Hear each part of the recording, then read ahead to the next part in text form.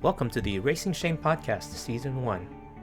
This podcast is about erasing shame through honest talk for healthy living, emotionally, relationally, mentally, and personally. Visit our website at erasingshame.com for links to like us on Facebook, follow us on Twitter, and subscribe on iTunes and YouTube. Now, let's have an honest talk for healthy living. Welcome to the Erasing Shame Podcast. My name is DJ Chuang, and on this episode, I'm joined with Dr. Lisa Chu, and she has been a huge fan of our podcast. She is an artist, a soul, body, and mind life coach, a musician based in Half Moon Bay, California, which is right around San Francisco, I'm told. She grew up in Illinois, a little town called Libertyville, and spent her childhood touring the world as a violinist and pianist. I don't know how you do that at the same time. And then graduated from Harvard in biochemical science, University of Michigan Medical School, and she's worked as a venture capitalist, violinist, co-founder, life coach, sound healer, body worker, REI salesman, backpacking gear reviewer, organic farm hand illustrator, and acoustic rock violinist. Whew! That's a lot of life you've already lived. We're so happy to have you here live in person rather than just through text and comments. So we'd love to hear your story. How did you go through life with all of that stuff and still have a part of you that you had to make sense out of and leave a breadcrumb, as you would say?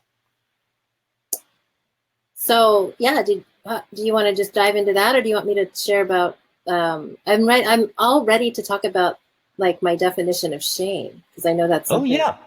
Okay, go ahead and do that. We've been using a very simple definition that shame is that you are bad or you're a mistake, versus guilt being something that you've done wrong, like an action.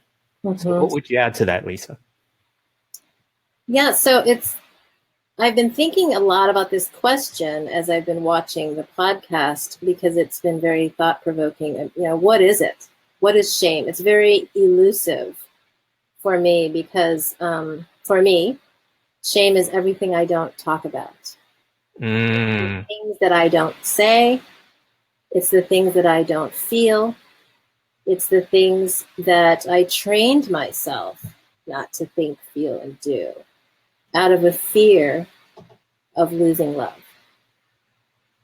So this is what I'm, putting together for myself, because yes, you described, this laundry list of things that I've done in the world, which was one way that I learned to define who I am by what I do. So that's a learned response to life. It's not how we're born. Mm-hmm.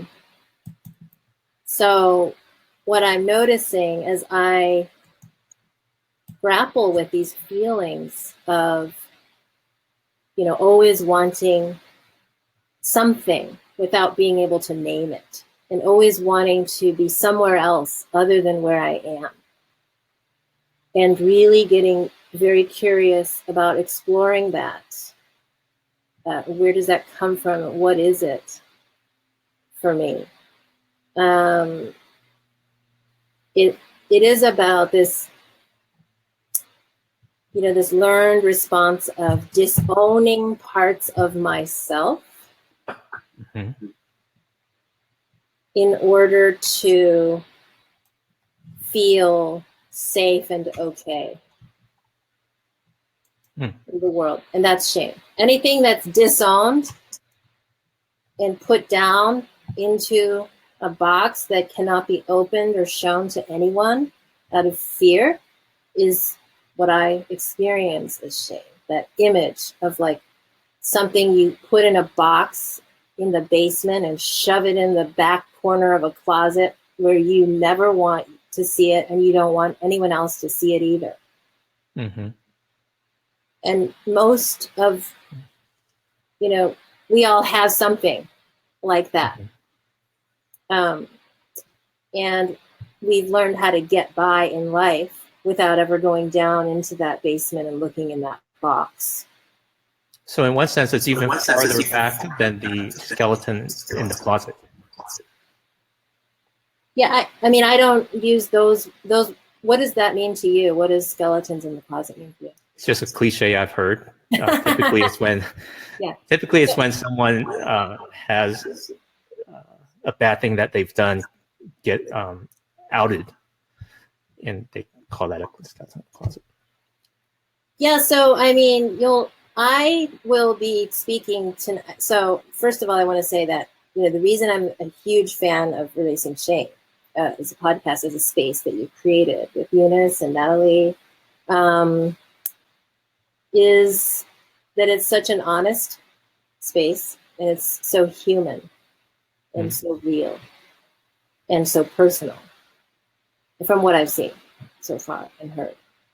And these are spaces that are so rare, in my experience, in a media platform where everything is typically highly produced and portrays some kind of varnished image of what we want things to be or what we think things should be, rather than how they actually are. And my experience with healing or having healing moments in my life is when I can be experienced as I am, not as I believe I should be. So that's the value of any kind of a non-judgmental space. And so I will be speaking, I think the opportunity for me tonight is to speak from my own experience and to stay away from general concepts or things that I've heard that don't mean anything to me personally because I haven't connected with the experience of it.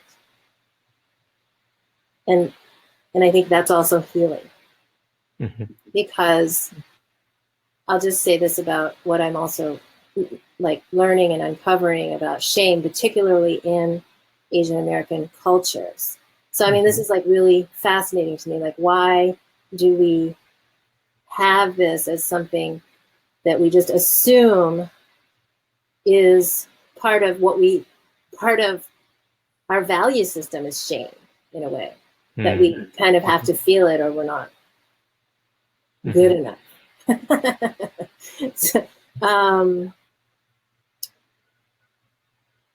And so another aspect of shame that I'm noticing is that it's a tool for keeping.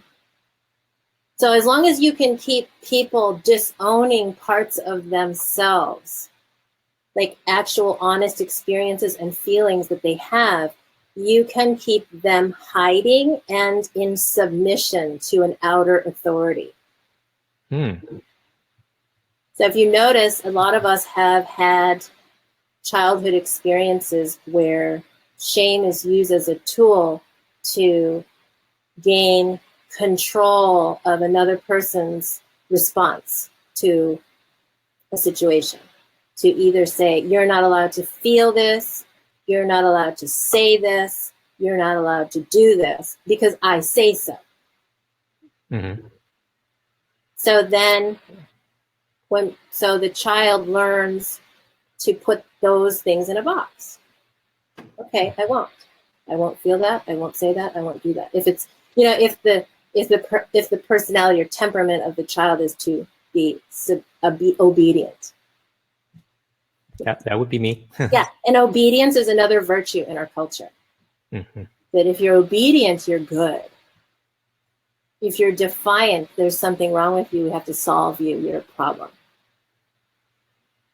So I'm just going to go back to like looking at our cultures. And this is something that, we don't have to go very far back in our culture to find oppression of people.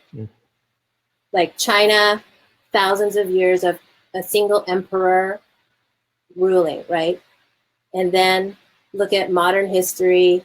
It's been all about trying to dominate and control this large group of people through many means. Killing, threatening to kill, silencing people, making people fear what they think and say. And then in my lineage, there's also Taiwan, which was a colony. Mm-hmm. There's been a long history of colonialism there, but then recently, even just under my own grandparents, Japanese colonialism. So submission. Mm-hmm. So I'm just kind of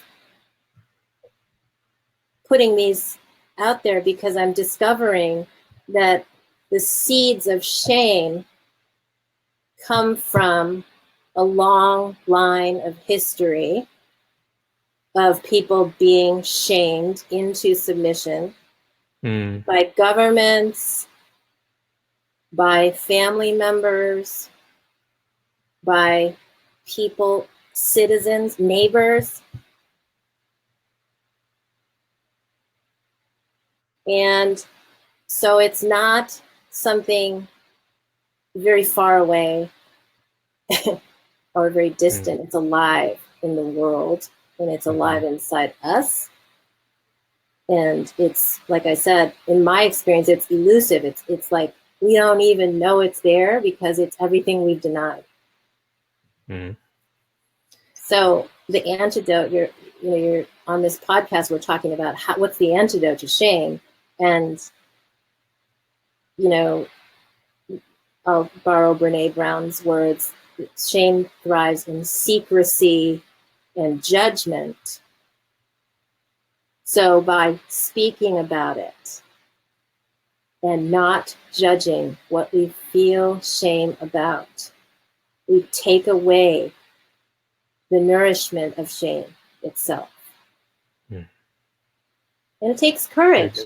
So what you're doing here by providing a space and naming this word is an act of, in a way, defiance in the face of shame.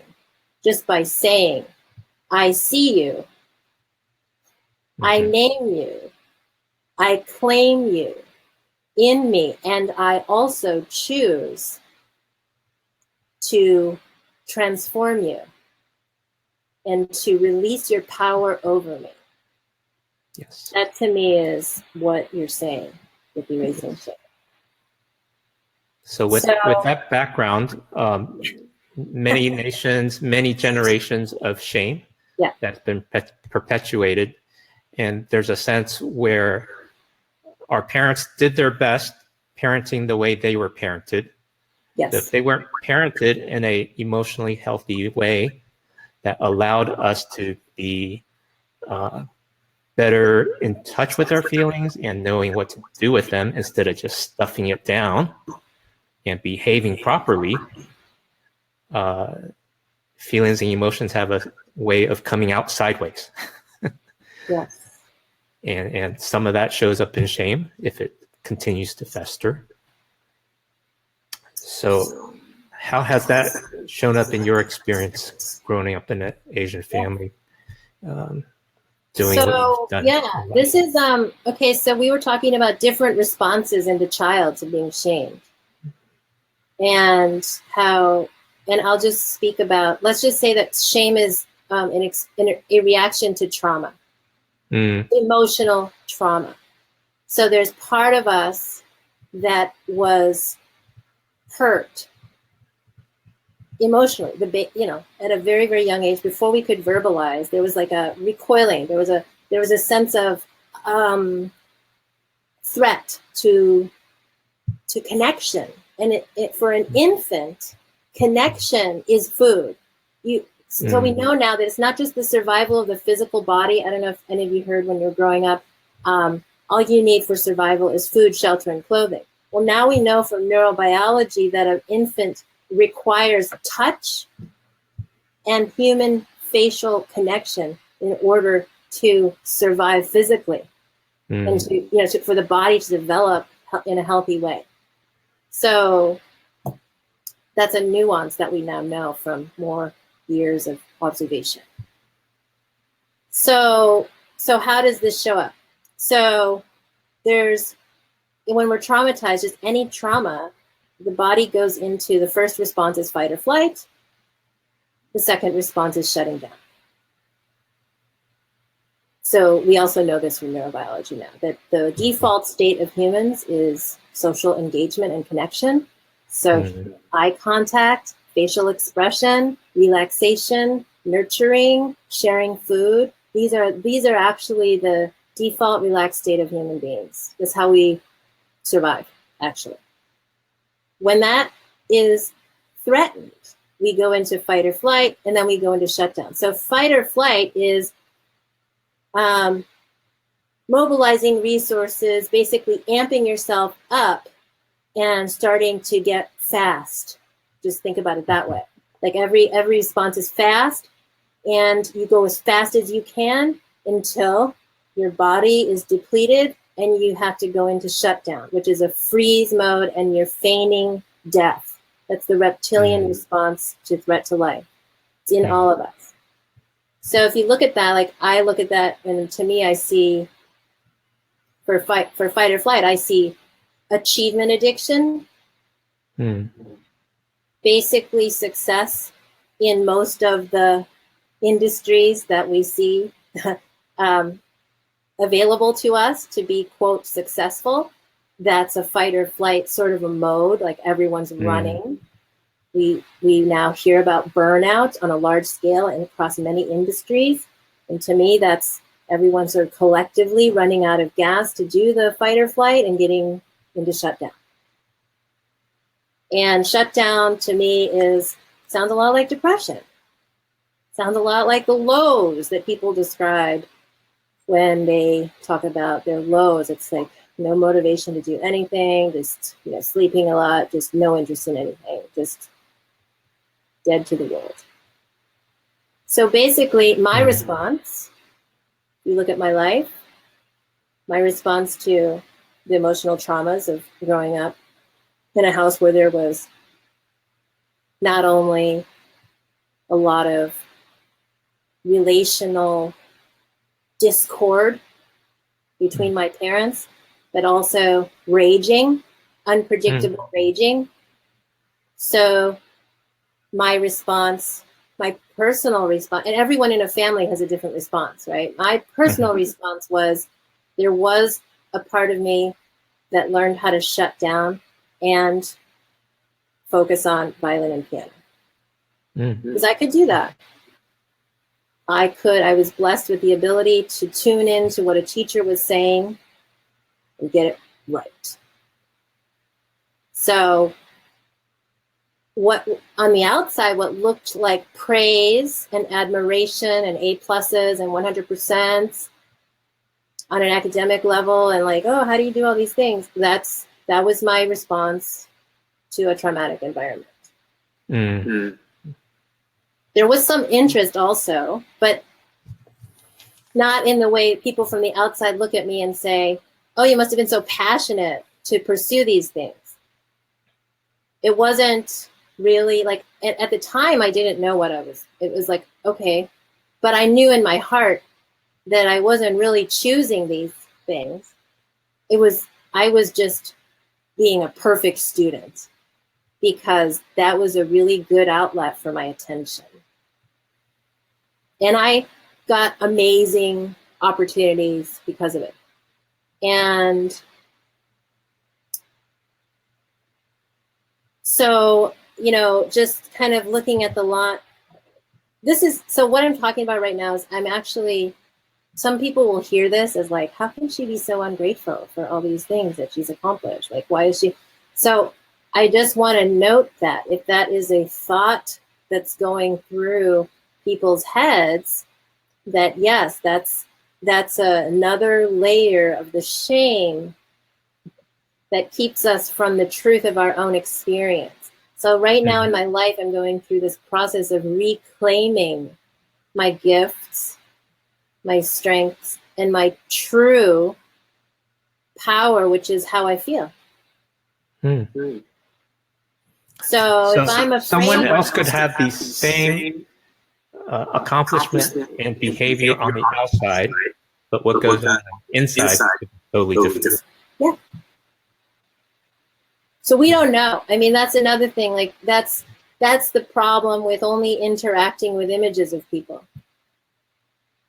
That we So we project, when we see an image of someone, we project our own story onto that person that usually matches either an uncovered story of shame about ourselves, like, oh gosh, she's so much better than me, or some kind of a defense, the opposite, which is like, how could she be such a show off, like that kind of a thing. So or whatever, everyone has their own, but basically noticing that whatever our response is to seeing an image of a person is from our own projection. It has nothing to do with what that person's actual experience is. Wow. Now, like in the context of that, let's think about how some of us were raised, which is we had immigrant parents that they only saw television as their image of like what was going on in America. Because we were we were isolated. We didn't have a lot of other Chinese American families to constantly interact with. We're surrounded by these people that we don't know how they live. We really don't. I mean, we're finding out every day, we think, but we only see the image at school, the image at work. We're not close, we're not intimate with their experience. So we look for images because we're trying to learn how to adapt to this society. So we're watching television and we're seeing like the Miss America pageant. This is one from my dad. Like, you can be Miss America. You can be Connie Chung. You can be, so looking for examples of how you can be in the world, because that's all there is. That's so, but then to be the child experiencing that sense of expectation and pressure to be somebody that gets on TV someday, because that's the only image we have of what success might be. There's a ton of disowning of true, feeling and experience that has to be done to fit that. Like, how do I go and be all this stuff?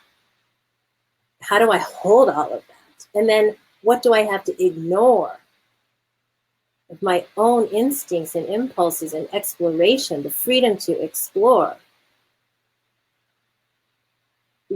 So part of this is just, we're adults now. Okay, so, another thought track that might be going through people's minds as they listen to me is like, she's 42 years old. Why doesn't she just get over her childhood already? Why is she still talking about it? And I'm just giving examples of my inner critic. But what I notice is that this shame that keeps things locked in the basement in the box, we can't outrun it. It is still, it's because it was the child, it's the innocent child in us that we put in the box. It's the beauty. It's our beauty. It's our essence. It's our soul that we put in the box. And it's our greatest gift that we have to offer in this life that we put in the box. That's profound. It's our uniqueness. We put that in the box. And I'm talking, and I talk from my own experience, and I talk also from the experience of working with clients, life coaching clients, that we're trying to find the box. We're trying to let and inside the box is a very frightened individual that maybe never got tenderness. Well, let's talk about two things in the time we have on this episode. So what happened in your life while you were going the route of basic accomplishments and doing well in all of that you would begin to explore this box of your internal rhythms and energy, so you could become more in touch with that rather than ignoring that? So part of it is birth order. I'm the younger sibling, and I had a very protective older brother. So protective in terms of, I think when I was born, he saw the innocence and he really wanted to make sure that it wasn't crushed. So he did everything that he could to kind of be that shield in a way. And so when I when I went to so for me, it's like the transaction that I had to fulfill in my life was get a medical degree. If I got a medical degree, then maybe I would be left alone to do what I wanted to do in my life. That was my equation in my mind, that if I just do this, then I'll be free. But then I got into medical school and I looked around, I'm like, what can I actually do that I can stomach, for some period of time? Because the entire mindset of that industry is something that I just have real. It's not aligned. It's not aligned with how I see the world and how I see health and how I see human beings. So I couldn't stomach working in that environment really any much longer. And it was like a wake up moment where I got there and I'm like, I don't know, I did wake up one day and I said, wow, I don't have to do a residency like everyone else is. It was, and I actually did call my brother and he said, you're right. And if you don't, you shouldn't. If you don't want to do it, you shouldn't. So I did have that support. And I know that was important to help me in those moments where it would be very easy to feel insane for thinking something so different from the people around you. So if you notice that these worlds that I was in, medicine, venture capital, classical music, they're all very collectivist type of kind of like they're group mentality kind of worlds, like where it's not about expression, it's about succeeding at a certain game with certain rules. So to think a different thought in a culture like that is very dangerous in terms of you're not going to be accepted. You're not going to fit in anymore. Mm-hmm. So every time, and I've made that leap many times now in my life. And I'll just say that it's come in the form of like listening to an inner voice that's different from the critic. The critic is pretty loud and fast inside our heads. But for me, the small inner voice of what I'll say is my intuitive guidance is like quiet, persistent, but like sometimes only comes as this little whisper, like, and then it's like, really? It sounds like a really crazy idea at the time because it's not rational. But it's like, to me, it's somebody knocking on the door from inside that box, like, ready to come out. This is how you let me out. It's like little instructions that are completely irrational. So like, it's never makes any sense financially, or, there's a lot of relationships that have to be dissolved in the process, and, new boundaries have to be set all the time. So it's pointing me to my next level of growth and depth and bravery, because I have to face a fear. And every time I face a fear and sit in my fear, I'm less afraid of fear. Mm-hmm. And I'm able to sit with other people in their fear and not freak out, which is basically, the summary of Asian American parenting is fear. Something, everyone has a story of what the fear is, but it's basically fear. Fear and love mixed together in a very confusing concoction. And we spend our lives trying to sort it out. And it's the human condition too. It's not just an Asian American thing. It's how we grow and develop into individual humans. Yeah, and I would add there's it's a human thing, but there's a certain Asian flavor to it when we're in an Asian context. So having gone through what you've gone through, all kinds of careers, all kinds of paths, where does that leave you now? Are you finding your own voice and strength and courage to really live a vibrant and flourishing life? Yeah. So, I mean, yes. And I think if I were to summarize, what's been the thread that has pulled me, it's been the arts and creativity, and not like so not like the top-down approach of go and learn all these techniques and try to become this master artist that looks like the people in the museum, which is a kind of the rules-based top-down approach that many people think of as art. I'm talking about what's the original expression that comes from within you when you're given total freedom.